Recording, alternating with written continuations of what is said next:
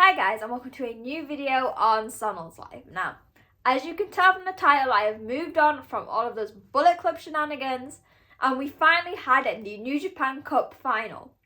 Now, we basically had like a month of solid matches. This tournament is the biggest it's ever been. I think it was 48 competitors, juniors, heavyweights, I guess you could call them irrelevant, but that is just Dick Togo, and Shima from obviously other companies. And it all culminated with the final between Tetsuya Naito and Zack Sabre Jr. As always, I thought I'm going to have a quick whistle-stop tour through all of the shows, my standout matches, the MVPs of the tournament, and what I thought of the final. Now, just a pre-warning, if I sound a bit weird, I'm actually very ill and very tired after getting up this morning for the final.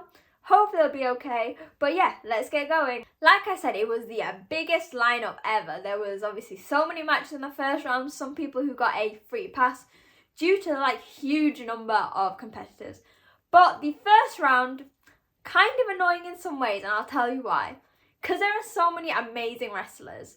They had matches with other amazing wrestlers, which basically meant that in the first round we had I had so many of my favourite wrestlers in New Japan eliminated.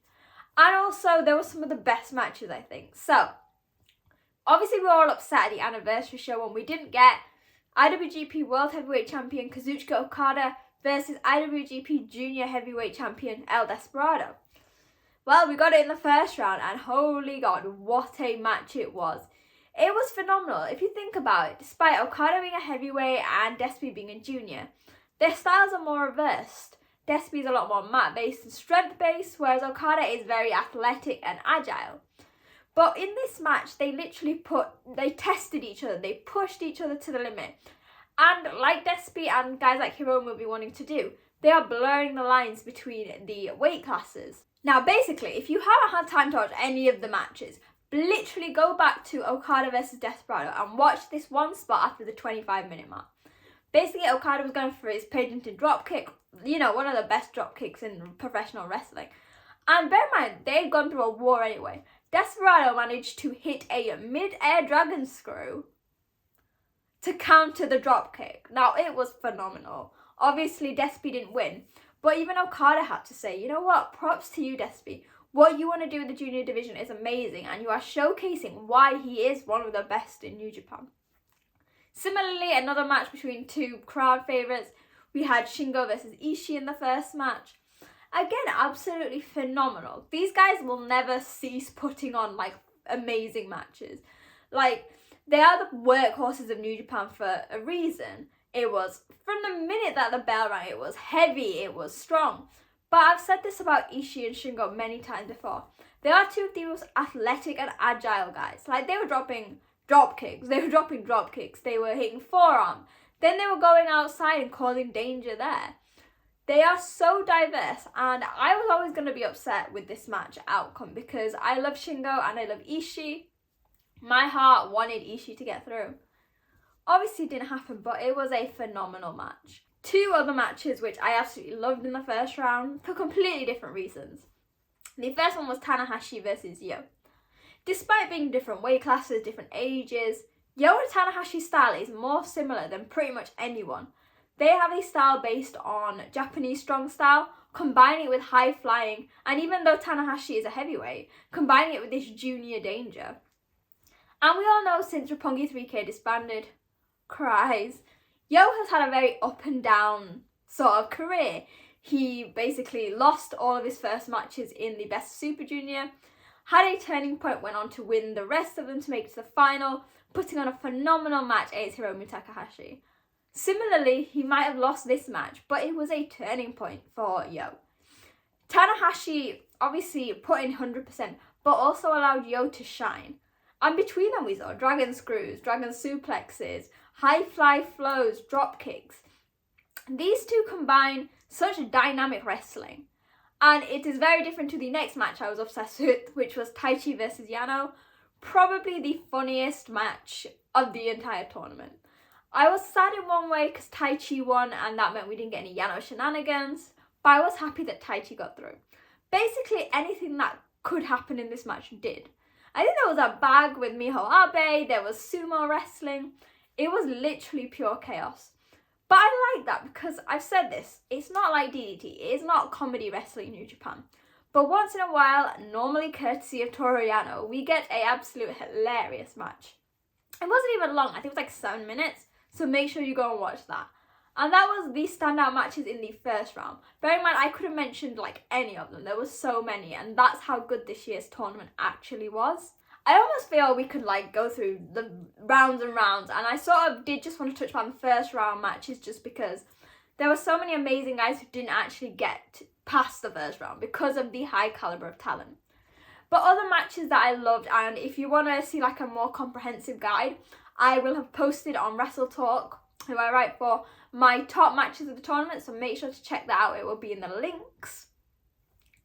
But there were other matches, so Zack Sabre Jr. versus Doki. Going into this match, Doki was on fire. He was like dissing Zack. He was like, you might think I'm an easy opponent, but no. It showcased that Suzuki-gun, as close as they are, they know that when it comes to tournaments, it's every man for themselves. And at the end, they showcased love for each other. However, on the other side, we had 2 matches involving Will Ospreay that were the complete opposite of friendly faction matches. We had El Phantasmo versus Will Ospreay and Zack Sabre Jr. versus Will Ospreay.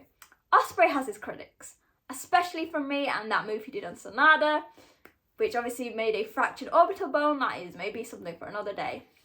But whereas obviously Zack and Doki love each other, they are like father and son, I say, murder ducklings. El Phantasmo doesn't like Ospreay. Ospreay doesn't like El Phantasmo. We know the history between Zack Sabre Jr. and Will Ospreay. It goes back like years, it spans countries. But these 2 matches were absolutely phenomenal. Ospreay might have gained size, he might have gained muscle, he might be a true heavyweight now, but he is still crazy dynamic, and the storytelling within each was amazing. In particular, in Zack versus Ospreay, obviously we all know the ending. If you don't, spoiler alert. Obviously, Red Shoes Uno, bless his soul, had a bit of critique for not stopping the Sonada Ospreay match quick enough, which obviously led to Sonada's injury. It wasn't the case. But because of this, when Ospreay was caught by Zack in, I think it was sort of like a sleeper hold, and Ospreay was going like this, Uno called the bell, and Ospreay was like, mate, I didn't tap, that was me trying to break through. It's a bit of controversy. The next night, Ospreay was like, I'm not wrestling, blah, blah, blah. But it was really nice because Zack beating Ospreay means he has a shot at the Rev Pro title, which Ospreay beat him for, maybe was it last year? And it means that their feud is long from over. Like, they are basically the UK version of Tanahashi and Okada. They will never like each other. Well, except they will never like each other. You know, Okada and Tanahashi are like safe friends now. It won't happen, and I'm really excited to see that match. Another really phenomenal match was Shima versus Okada. You guys know how excited I was when Shima was announced. Like, I used to watch him in, is it OVE or OVW? It's the Chinese one. And Shima, like, absolutely aced the tournament. He beat favourite Hiroki Goto and put on a phenomenal match against Kazuchika Okada. I think because, like, their history, like, intertwining through Toromyon, and I almost think Okada sort of thought this was going to be an easy match. Shima put his heart and soul into it. In particular, there's a Meteora to the outside of the ring. Oh! Shima put his knees on the line, and he might not have won, but it was definitely worth it. So after like a series of amazing matches, which bear in mind because it's a much bigger field, they had to go through not 4 matches to get to the final, but 6. We then got to the final night of action. Because of the amount of participants, there were more matches than ever needed to get to the final. And obviously it's a round robin, you lose, you're out. So after Naito shocked fans by rolling up Okada, which was basically like his entire shtick through the entire tournament, and Zack Sabre Jr. beat Shingo in a phenomenal match, we had the final between Los Ingobernables de Japón, Tetsuya Naito, and Suzuki-gun's Zack Sabre Jr. For me, I think their feud is so underrated. Over the past few years, they've had some phenomenal matches. In particular, during last year's G1, Zack obviously injured Naito in the first match, taking him out of the tournament for literally the entire next few months of 2021. And this match is gonna it had a lot more implications. They wanted it more. Naito wants his dream sort of like fulfilled by being main eventing Wrestle Kingdom next year. I know, he's thinking very far ahead. Zack has done the tag team action with Taichi, and he wants to be He wants to be the guy at the top of the company. In reality, he wanted to be the first British IWGP Heavyweight Champion. Obviously, Ospreay took that, but that's what Zack wanted. He wants to be that top champion, to hold that top belt. And that match was literally perfect.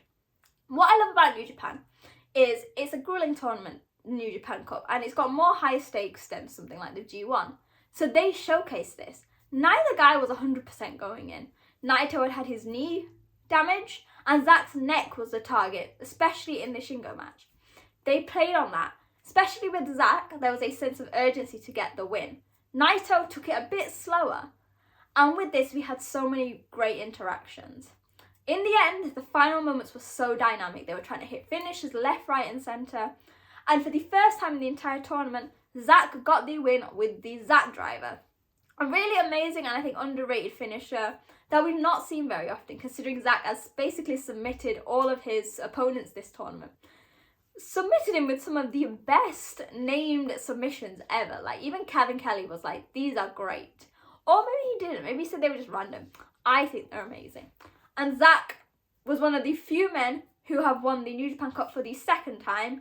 And he is the only, like, within the space of 5 years, we've had 3 New Japan Cup winners from Britain.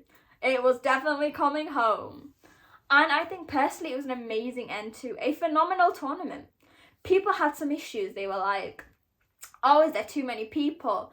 Not enough, like, important, just throwing anyone in. But it was amazing. We had some great storylines going through. So Hiromu beating Evil, that was phenomenal. And now we're hopefully setting up for another title feud. Shima and Goto. GLEAT, so that is Lindemann, T-Hawk and Shima, don't seem to be going anywhere. In particular, on the final night, GLEAT, so that is El Lindemann, T-Hawk and Shima team with a legend against Tiger Mask, Satoshi Kojima, Tanahashi and Okada. They are not going anywhere, and it is nice to have outside talent coming to New Japan because it feels like years. And that's just the start. We've obviously got Zack now, April 9th, hoping to win the IWGP title. What is Naito going to do? He might have lost, but he pinned the IWGP World Champion, so he gets a shot. Literally, I could just go on for days on how good it is. Some of my MVPs, Zack Sabre Jr. Naito. My guy managed to win most of his matches, basically all of them on roll-ups. Like, that is pure iconic behaviour. Kazuchika Okada decided to join as the IWGP World Champion and got literally to the semi-final. Phenomenal. I could literally name something good about everyone. Like, even Yujiro. He might not, it's Yujo, innit, at the end of the day. But even he had, like, a bit of storytelling with his match with Naito. And I really enjoyed that. And I cannot praise New Japan enough. Thank you for an amazing tournament. And going forward, it is going to be very exciting. We have got big shows. The Best of Super Junior is coming back at its original place in May, if I can remember rightly.